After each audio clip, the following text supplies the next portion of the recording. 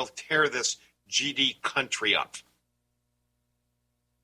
Chanting, reclaim, repair, reform, reproduce, reparations now. So we're taking school kids now to racist events so that we can get hatred inbred into these little kids before their brains have a chance to realize what's happening. Absolutely vile, this person. Absolutely a horrible, horrible human being. Oh, man. Okay, jumping back across the country to Phoenix, Arizona now. Ronnie, this is in your own neck of the woods. A judge has barred Maricopa County officials from enforcing 2 Arizona identity theft laws that have been used to convict hundreds of immigrant workers. So here's the case. We've got illegal aliens coming across the border illegally. Okay, they broke the law. Furthermore, they steal people's identity.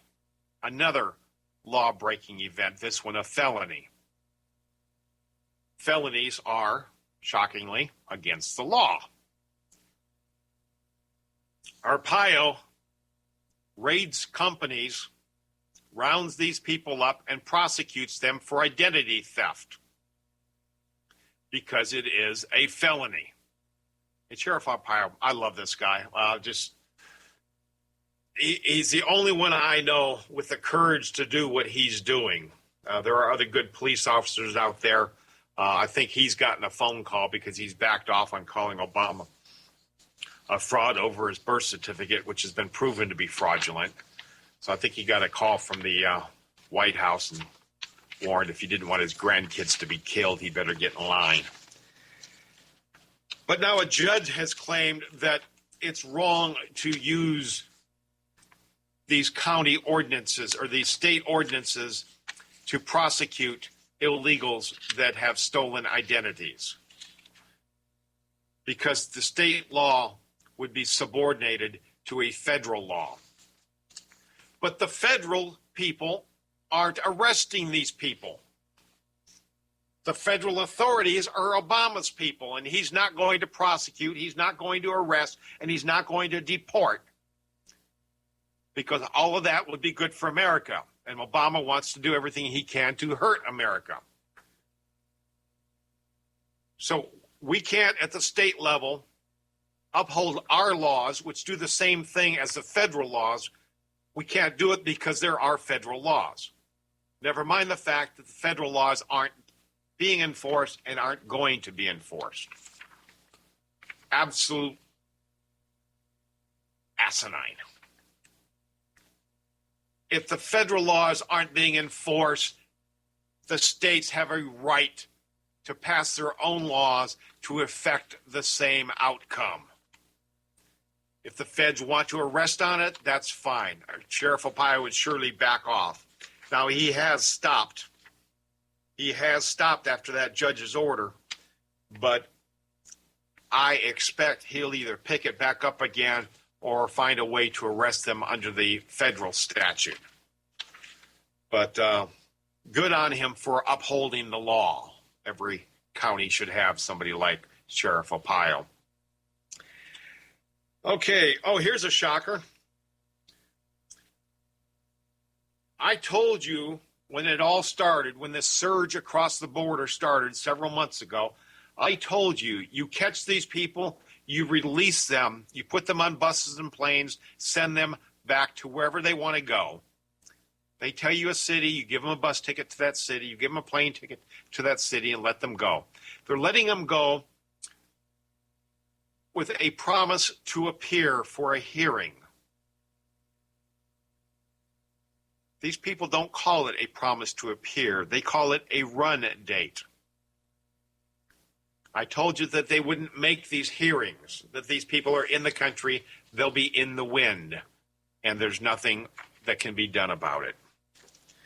Now it turns out, among the thousands of families and unaccompanied children who streamed across the border from Mexico this year,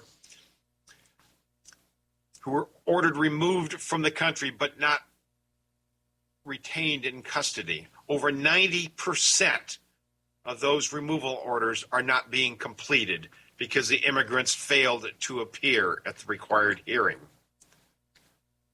And in most cases, the officials have no real answers about how to track them down. 90% failure rate. That's 30,467 families. And 90% of them have failed to show up for their deportation hearing. I'm shocked. Shocked, I say. What's the line out of Casablanca? There's gambling in the casino? I'm shocked. Shocked, I say. Okay, up next. Oh, here's an illegal immigrant accused of choking a woman, tying her up with an extension cord, and kidnapping the baby. See, this is the kind of people Obama's letting into this country. It's not all Juan and Maria that want to come across and pick vegetables. This guy is in the country illegally, and he tied a woman up with an extension cord and stole her baby, a 1-year-old baby boy. They need to be rounded up. If they're here illegally, round them up, send them back where they came from. And it's not Mexico, folks. It is not Mexico. Bear this in mind. And I catch a lot of flack. I have a website called Send the Wetbacks Home. A lot of people jump all over that because that's so racist.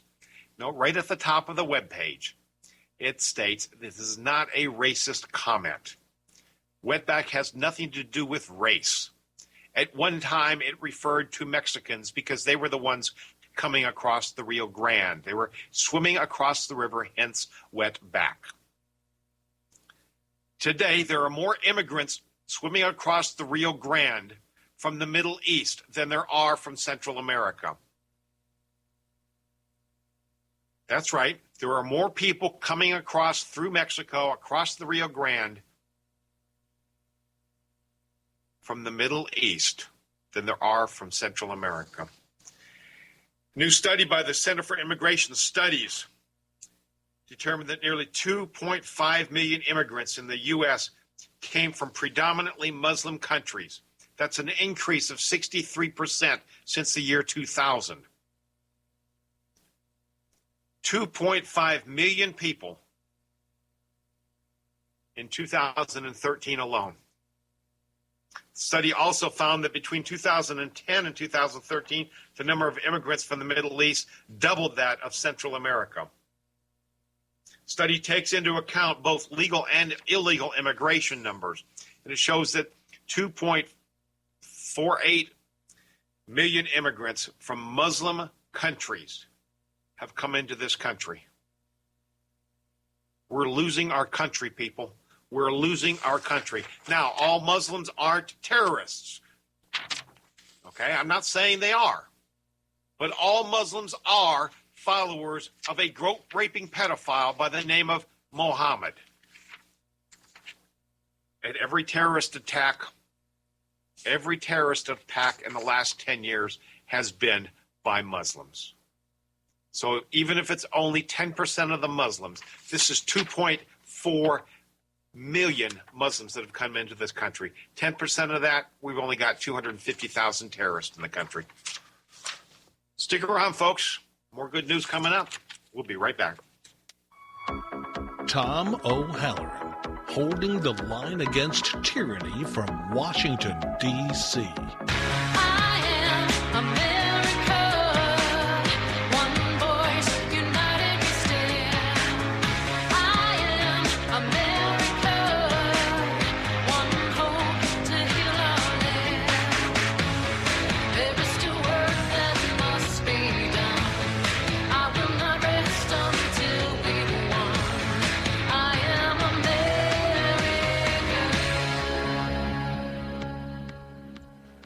Welcome back. This is the Tuesday night edition of the Patriot Radio Show. I'm your host, Tom O'Halloran. I'd like to thank the folks in the chat room tonight representing the BNR Radio Show. We've got Ron, Gulf Dogs on Twitter, Folks, if you haven't caught their radio show, go to Patriot-Radio-Show.com. At the top of the right-hand column, you'll see a link that says Radio Shows I Like. Click on that. Up pops a list of good radio shows. Right near the top, you'll see the Halls of Valhalla.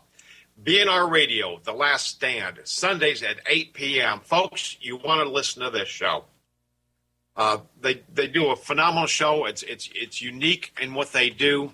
There's always a good chat room with 30 to 45 people in it, and they have new guests each week. These guys are great at doing interviews and having guests and stuff. I just sit here and rant on my own.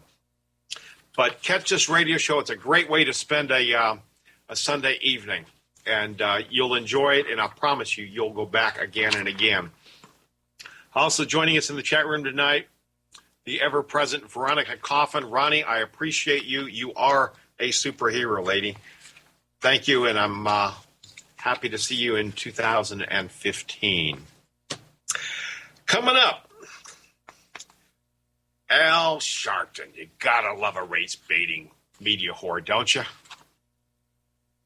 And we've talked about Al Sharpton over the past several weeks, the way he's shaken down companies and so forth and so on. But somebody asked me for some 4 examples. So tonight I'm going to give you some 4 examples. I'm going to tell you how he does what he does, how he makes his money. Since he doesn't have a real job, all he does is wander around the country, flying in private jets, staying in nice hotels. But he's a shakedown artist. Nothing but. Most recently, when Sony had their emails hacked, the CEO, Amy something or another, she had gotten caught saying something to somebody in an email, something to the effect that Obama would like that movie. Well, it was a black anti-white movie. It was that Django thing. And one of the characters in the movie makes the comment that we got to go kill some white people. So, yeah, of course Obama would like that. What's wrong with saying that? A, it was a private conversation. B, it's a movie that she genuinely felt that Obama would genuinely like. But no, it was enough for Al Sharpton to feign outrage. So he's all upset. Oh, no, we're not going to take her apology. First of all, she shouldn't have apologized. Second of all, the apology was made. I shouldn't have said that. I was careless. I was insensitive, blah, blah, blah, blah. Forget it. Have the courage of your conviction. Stand up on it. But no, he says, no, we're not going to accept this apology. We're going to see what we can do to move this conversation forward. Next thing you know, Al Sharpton's on the Sony board of directors. That's an easy $250,000 a year for doing basically nothing. But that's what it is. He calls companies on some minuscule perceived grievance. And if you don't start coughing up the money, I'm going to make a lot of noise in front of a microphone. And he learned all of this from Jesse Jackson, of course, with his Rainbow Coalition. He started doing this decades ago. So let's look at a couple of other things. The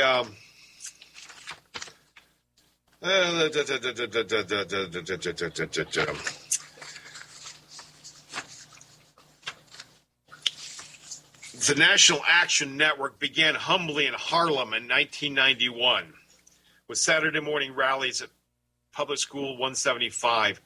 They now boast 45 chapters across the country. Here's the kind of stuff he does with General Motors. A GM spokesman told the Post that the National Action Network had repeatedly and unsuccessfully asked for contributions for 6 years. Beginning in the year 2000, then again in 2006, Sharpton threatened to call a boycott of GM over the closing of an African-American-owned GM dealership in the Bronx. And he picketed outside GM headquarters on Fifth Avenue.